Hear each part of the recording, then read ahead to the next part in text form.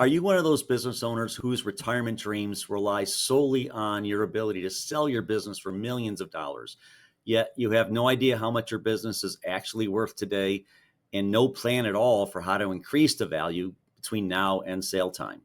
Well, in this video, I'm going to share the top 3 factors for increasing the value of your business so you can get the maximum value when it's time to sell. Now, before I share those top 3 factors, I want to share 3 facts. Fact number 1 is that most businesses sell for far less than the owners think. Fact number 2, many businesses never sell at all.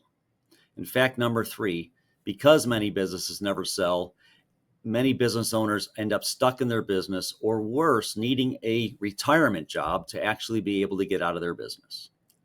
All right, so factor number 1 for increasing the value is making sure that you, the owner, are not the critical path of the entire business. Do your clients see the business as who they work with, or are they your clients?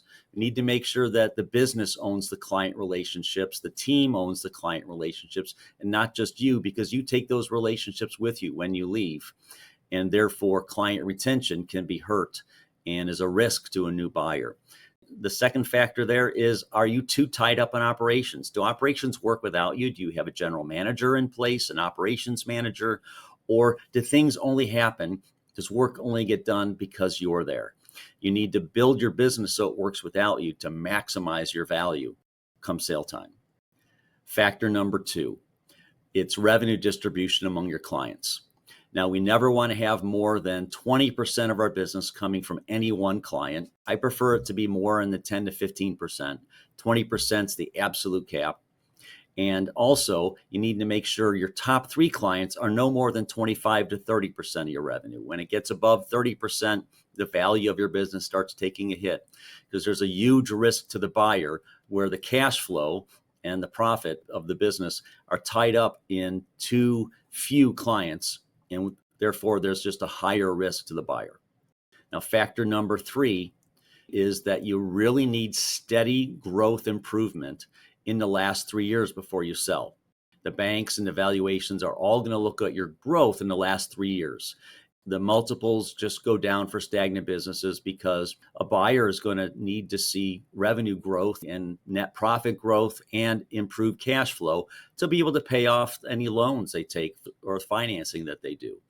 So you need to make sure in the last 3 years before you're ready to sell that you have steady growth every year, so that the banks see the valuation, you get a better multiple, and the owners see that there are opportunities still for further growth in the future, because that's what they're looking for, is a business that they can grow. And the best way to show that they can grow the business is so that you are still growing your business.